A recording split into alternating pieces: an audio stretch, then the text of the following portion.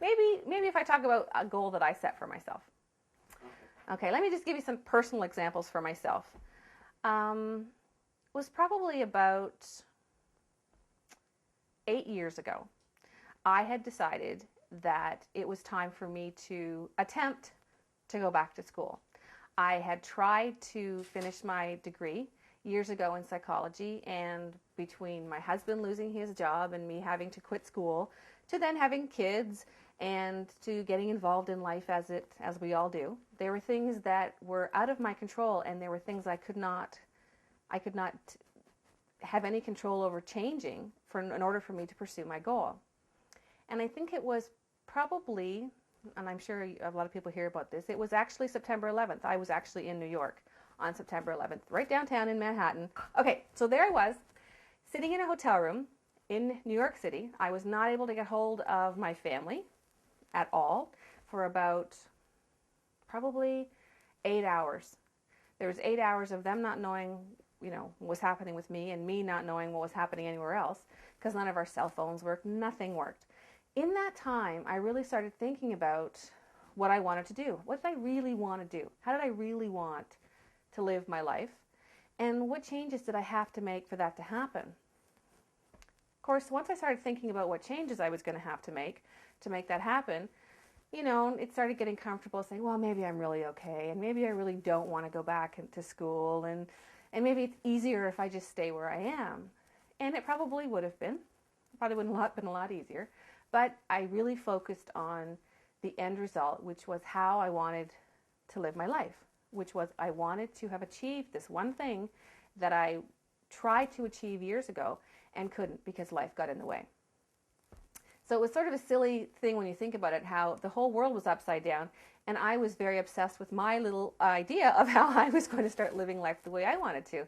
But I guess that was the power of it. It was a small goal, and everyone else had these big, huge issues, and it was certainly something that I could focus on. I couldn't change what was happening in New York. I couldn't change the fact that I couldn't get hold of my family, or that there was this horrible thing happening in the world, or that these people were down the road losing their lives, or anything like that. That's not something I could do anything about, other than just be compassionate about and understand. What I could do, though, was this little thing for myself. So I came back from New York, and I decided that I was going to go back to school.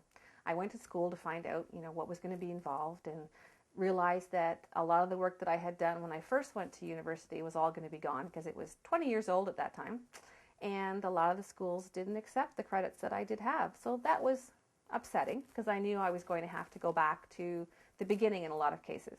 And there was one particular course that I had failed, called Stats, that I was terrified to take again, absolutely terrified, because I knew that it was going to be problematic for me. And I just thought, oh, what if there's another way to get around this? But there wasn't. I had to take this course in order to be able to achieve the goal.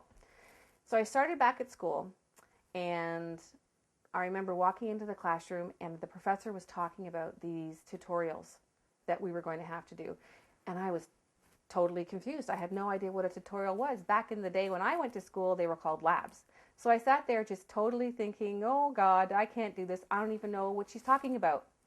I met a friend who actually went through the whole process with me at school, who was older than I was, and she was actually a teacher, and she was trying to upgrade herself. We were both totally confused, but the moment that I had somebody else with me that understood the struggle that I was going through and was able to relate to me on that level, things got a little bit easier. So she was my support, from the not so much that she ever helped me to do anything. She didn't help me with my exams, but she understood where I was coming from, and she understood the fear that I was feeling and how foolish I felt, as an older, mature student going back with all these kids.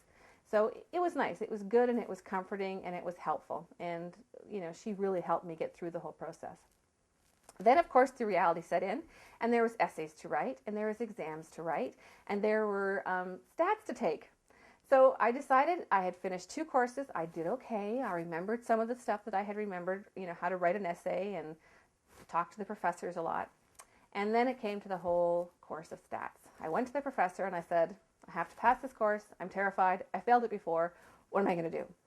And he said, well, I think you should take it in the summer. You shouldn't think of anything else. It was 2 classes a week, 3 hours each, and it was all stats and math and I hate math, and I hate stats, and it didn't get any better. And every time I went, it was the same thing. It was never pleasurable. I don't think I recall one moment in that course that I was excited about or happy about, but it had to be done. So I just walked into the class, opened up my mind, listened to what I did, asked for what I didn't know, which is probably the mistake I made when I was younger. If I had asked the professor, what does that mean? Or I don't understand. But I was young and I didn't want to look stupid. Being older, I understand that it's okay to look stupid sometimes, because if you don't ask, you'll never know. And I guess my ego was a bit different than it was when I was younger. So I asked for all the help that I needed, and I got it. And I ended up getting through that course. And eventually I ended up finishing my degree. It took some time, but it got done. And it was such an accomplishment to have faced that silly little fear that was just my own around a stats course. I sat in that class and I saw all of these younger students who were bored because the professor was moving too slow. And I was just struggling and trying to write down everything I possibly could and ask as many questions. But when I finished it, I realized a lot of things about myself that I hadn't known before. Number one, that I could do it. And number two, that even though it was hard and it was awful, and at the time it wasn't something that I wanted to endure, that I did. And by just ignoring all the stuff around and just focusing on the fact that this had to get done, and not listening to all the stories that I was creating in my mind about things I could get, things I could do to get out of doing it, I just focused on the task at hand and kind of shut everything else down. And just for that 6 hours a week, I just thought about stats.